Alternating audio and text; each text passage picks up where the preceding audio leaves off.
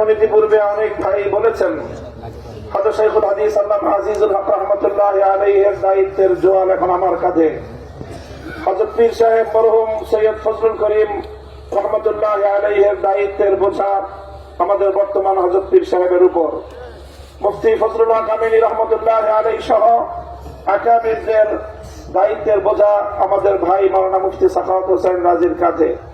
এমনি ভাবে আমরা বর্তমান প্রজন্ম আমাদের পূর্বসূরীদের রেখে যাওয়া একটি সুন্দর প্ল্যাটফর্মের উপর আজকে আমরা দাঁড়িয়ে আল্লাহর দ্বীনের কাজ করার সুযোগ পেয়েছি।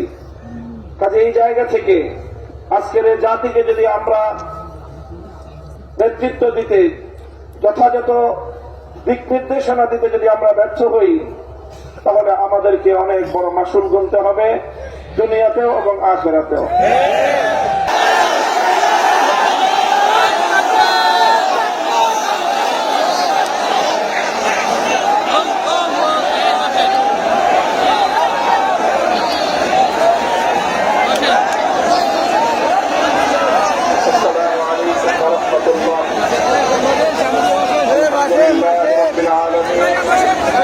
والصلاة والسلام على سيد الأنبياء والمرسلين وعلى آله وأصحابه ومن تبعهم ودعا بدعوتهم إلى يوم الدين. أما بعد، أعوذ بالله من الشيطان الرجيم. بسم الله الرحمن الرحيم. ويا أهل الكتاب تعالوا إلى كلمة سواء بيننا وبينكم ألا نعبد إلا الله ولا نشرك به شيئا ولا يتخذ بعضنا بعضا أربابا من دون الله. صدق الله العظيم. ইসলামী আন্দোলন বাংলাদেশের উদ্যোগে আয়োজিত চরমনাই দরবারে অনুষ্ঠিত আজকের এই ঐতিহাসিক উলামা মাশায়েখ সম্মেলনে উপস্থিত ইসলামী আন্দোলন বাংলাদেশের মোহতারাম আমির পীর সাহেব চরমনাই সৈয়দ রেজাউল করিম হাফিজাহুল্লাহ, অন্যান্য শীর্ষ উলামায়ে কেরাম এবং সমবেত উলামা মাশায়েখ, আমার প্রাণপ্রিয় ধর্মপ্রাণ মুসলমান ভাই ও বন্ধুগণ, সংক্ষিপ্ত পরিসরে কয়েকটি কথা আজকের বাংলাদেশের বিশেষত জাতীয় রাজনৈতিক প্রেক্ষাপটে উলামায়ে কেরামের সামনে এক ঐতিহাসিক সুযোগ এসেছে এবং সুযোগ আসার কারণে তাদের কাঁধে ঐতিহাসিক জিম্মাদারি এবং দায়িত্ব বর্তেছে। আমরা যদি আজকের এই প্রেক্ষাপটে আমাদের দায়িত্ব পালনে ব্যর্থ হই, ইতিহাস আমাদেরকে ক্ষমা করবে না। এই জন্য যাদের কাঁধে দায়িত্বের বোঝা, আমরা শুধুমাত্র এক একজন ব্যক্তি নই।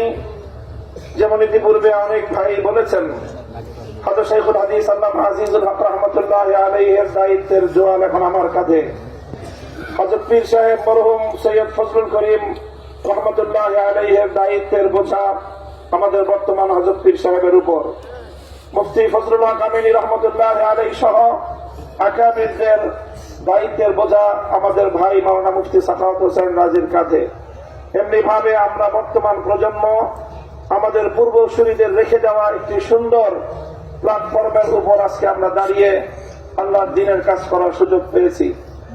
কাজে এই জায়গা থেকে আজকের এই জাতিকে যদি আমরা নেতৃত্ব দিতে, যথাযথ দিক নির্দেশনা দিতে যদি আমরা ব্যর্থ হই, তাহলে আমাদেরকে অনেক বড় মাসুল গুনতে হবে দুনিয়াতেও এবং আখিরাতেও।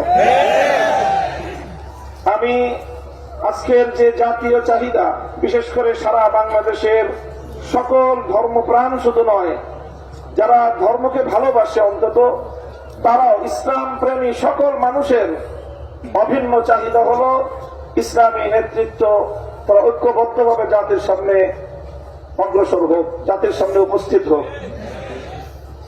আমি আমার দীর্ঘ যে পর্যবেক্ষণ বাংলাদেশের ধর্মীয় এবং রাজনৈতিক অঙ্গন নিয়ে, সেটা আমি দেখি যে বাংলাদেশে আমরা আলহামদুলিল্লাহ ইসলামিক দৃষ্টিকোণ থেকে আমাদের পার্শ্ববর্তী উপমহাদেশের অন্যান্য দেশের তুলনায় আমরা অনেক সহনশীল একটি জায়গায় রয়েছি। আমাদের বাংলাদেশে ইসলামপন্থীদের মধ্যে পারস্পরিক ঈমান এবং কুফরের কোনো ইখতিলাফ নেই, মতবিরোধ নেই, যেটা আমাদের পার্শ্ববর্তী দেশগুলোতে রয়েছে। সেখানে শিয়া সুন্নির মতো জটিল বিরোধ রয়েছে। এরপরেও সেই সকল দেশগুলোতে আমাদের ওলামায়ে দেওবন্দ তারা নেতৃত্ব দিয়ে সেই শিয়া সুন্নি সহ অন্যান্য বাতিল পন্থীদেরকেও বৃহত্তর ঐক্যের মধ্যে তারা তাদেরকে সামিল করে জাতির সামনে ঐক্যবদ্ধভাবে নিজেরা উপস্থিত হয়েছেন। আমি মনে করি বাংলাদেশে এখন ইসলামিক অঙ্গনে 4টি পক্ষ রয়েছে, যাদের মধ্যে আমাদের মধ্যে বিভিন্ন শাখাগত ফিকহি মাসআলাগত এবং বিভিন্ন আকীদার খুঁটিনাটি বিষয়ে ঈমান এবং তাওহীদ এবং রিসালাত আখিরাত ছাড়া আকীদাগত অন্যান্য কিছু বিষয় আমাদের মধ্যে মতপার্থক্য রয়েছে। তবে আমরা সকলে একটি কথায় একমত, সেটি হলো আল্লাহর জমিনে আমরা ইসলামী হুকুমত কায়েম করতে চাই। এই এক কথার ভিত্তিতে এটাই হোক আমাদের আগামী দিনের রাজনৈতিক ঐক্যের বুনিয়াদ। যারা যারা আল্লাহর জমিনে কোরআনী শাসন কায়েম করতে চায় তারা আমরা আগামী দিনে একটি ব্যালট বাক্স নিয়ে জাতির সামনে আমরা এক মঞ্চে হাজির হব। আমি মনে করি বাংলাদেশে অনেকগুলো ইসলামিক মহল থাকলেও বাংলাদেশে ধর্মীয় এবং ইসলামী সেক্টরের কিয়াদত ওলামায়ে দেওবন্দের হাতে। এটার মধ্যে কোন ধরনের দ্বিমত অথবা কোন সংশয়ের কোন অবকাশ নেই। বাংলাদেশে যদি 4 লক্ষ মসজিদ থাকে, 3.5 লক্ষ মসজিদের ইমামতের এবং মেম্বারের দায়িত্ব ওলামায়ে দেওবন্দের হাতে। কাজেই ধর্মীয় সকল অঙ্গনগুলোকে ঐক্যবদ্ধ করার ঐতিহাসিক দায়িত্ব ওলামায়ে দেওবন্দের কাছে। আর এই কথা অস্বীকার করার কোনো উপায় নেই। দেওবন্দি ওলামায়ে কেরামের সাথে সংশ্লিষ্ট যতগুলো রাজনৈতিক সংগঠন রয়েছে তার মধ্যে সর্ববৃহৎ রাজনৈতিক সংগঠন ইসলামী আন্দোলন বাংলাদেশ। কাজেই সেই জায়গা থেকে ইসলামী আন্দোলন বাংলাদেশের দায়িত্ব সবচেয়ে বেশি। আলহামদুলিল্লাহ, আমি সাক্ষী দিচ্ছি লাখো জনতার এই মজমায় আমরা হযরত পীর সাহেব চরমনায় সৈয়দ রেজাউল করিম সাহেব হাফিজাহুল্লাহর মধ্যে সেই উদারতা এবং সেই আন্তরিকতা আমি প্রত্যক্ষ করেছি, আমি সাক্ষী দিচ্ছি। আশাবাদী আগামী দিনে ইনশাআল্লাহ আমাদের ঐক্য প্রতিষ্ঠিত হবে। এই জন্য আমাদের যে কথা আমরা একমত, সেটা হলো আগে আমাদের ওলামায়ে দেওবন্দের নেতৃত্বে যে সকল রাজনৈতিক সংগঠনগুলো পরিচালিত হচ্ছে আমরা আমাদের মধ্যে আমাদের ঐক্যকে আরো সংহত এবং মজবুত করব। ইতিমধ্যে আমির হেফাজত আল্লামা শাহ মুহিবুল্লাহ বাবুনগরী হাফিজাহুল্লাহর পক্ষ থেকেও আমাদেরকে সকল সংগঠনকে দাওয়াত দেওয়া হয়েছে। কাজে ইনশাআল্লাহ আমরা আশা করছি যে অদূর ভবিষ্যতে অনতিবিলম্বে আমাদের ঘরানার সবগুলো রাজনৈতিক সংগঠন আমরা সীসাডালা প্রাচীরের মতো ঐক্যবদ্ধ হব। এরপরে বাংলাদেশে অপর 3টি ইসলামী ধারাকেও রাজনীতির ক্ষেত্রে আল্লাহর জমিনে ইসলামী হুকুমত কায়েম করার জন্য তাদেরকেও আমরা তাদের কাছে দাওয়াত নিয়ে যাব ইনশাআল্লাহ। সেটা হলো একদিকে বাংলাদেশে আরেকটি অঙ্গন রয়েছে আহলে হাদিস সম্প্রদায় হিসেবে বিশাল একটা সম্প্রদায় বাংলাদেশে রয়েছে। আমার যতদূর জানা তারাও এই বিষয়ে বর্তমানে অতীতের যে কোনো সময়ের তুলনায় উদার দৃষ্টিভঙ্গি লালন করছেন।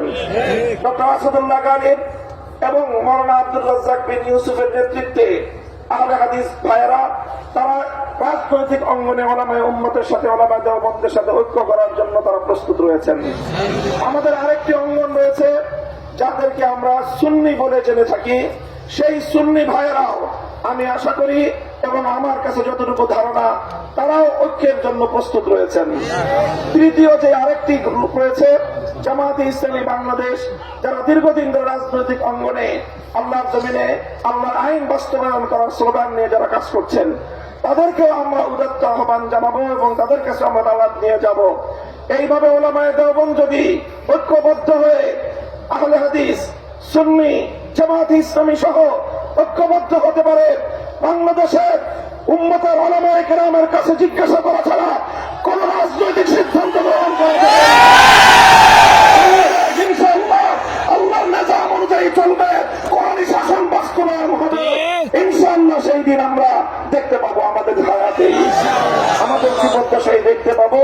আমি আশা করি আগামী নির্বাচন হবে আমাদের জন্য সেই ধরনের বৃহত্তর একটি ঐক্য জাতিকে উপহার দেওয়ার মোক্ষম সময়।